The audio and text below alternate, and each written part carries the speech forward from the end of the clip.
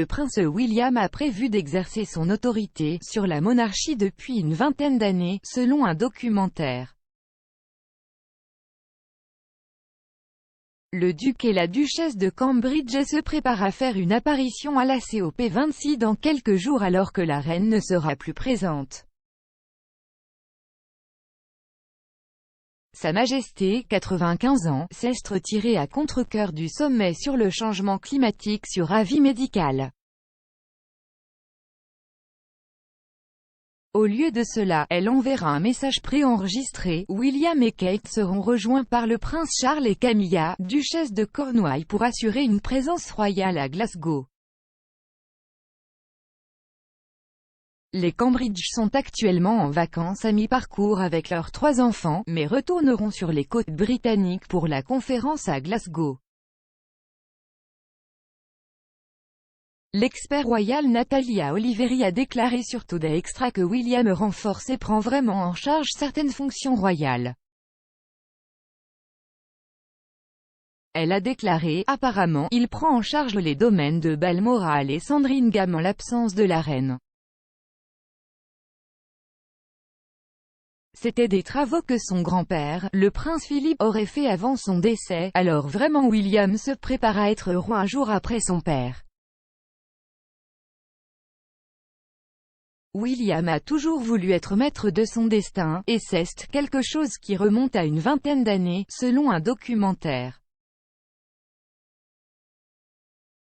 Le prince Charles et le prince William, des rivaux royaux, examinent la relation entre le premier et le deuxième en ligne pour le trône, couvrant le rôle de Charles dans la parentalité et depuis.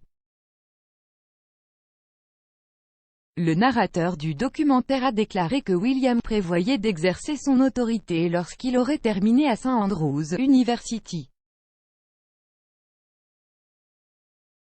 Coupant un clip du duc, vraisemblablement dans sa dernière année à l'université quand il a été filmé, et il a expliqué sa position. Il a déclaré « Je veux vraiment avoir le contrôle de ma propre vie, et si je ne suis pas d'accord avec ce que quelqu'un dit ou ce que quelqu'un me pousse, je ne le ferai pas. Si j'ai tort et qu'ils ont raison et que les gens me le disent, je vais évidemment changer Davis. Je suis toujours ouvert aux gens qui disent que je me trompe, parce que la plupart du temps je le suis.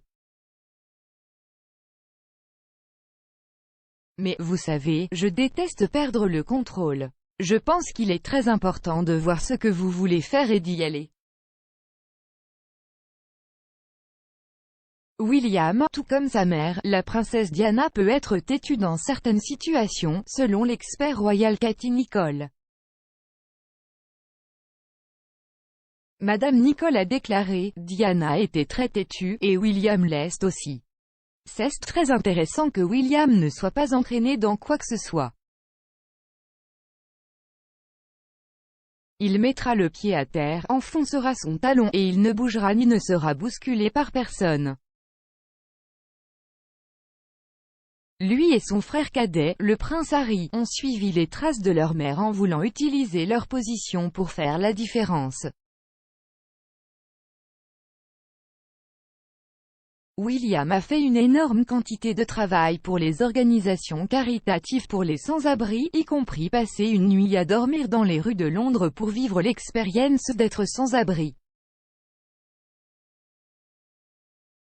Il a également récemment lancé les Earthshot Prize Awards, dans le cadre d'une campagne plus large visant à encourager davantage d'efforts pour lutter contre le changement climatique. Harry, quant à lui, a poursuivi la campagne de sensibilisation au VIH que Diana avait déjà défendue. Il a travaillé en étroite collaboration avec le Terence Higgins Trust pour sensibiliser au VIH et à la santé sexuelle, et a interviewé le joueur de rugby séropositif Gareth Thomas au nom du Trust il y a 2 ans. Madame Nicholl a déclaré, il y a beaucoup de Diana dans William et je suis sûre que Charles est probablement la première personne à le voir. Stewart Pearce, l'ancien coach vocal de Diana, a estimé que la personnalité de Harry ressemblait à celle de sa mère. Il a déclaré à Us Weekly, Harry, en termes d'impétuosité, est Diana. Harry, en termes de ses explosions intuitives d'énergie, est le plus comme elle. Je suppose, légèrement, William du point de vue extérieur. Mais Harry de sa merveilleuse ébullience et passionnée personnalité incarne sa mère. C'est le gars. Il aime la vie. Il a du plaisir.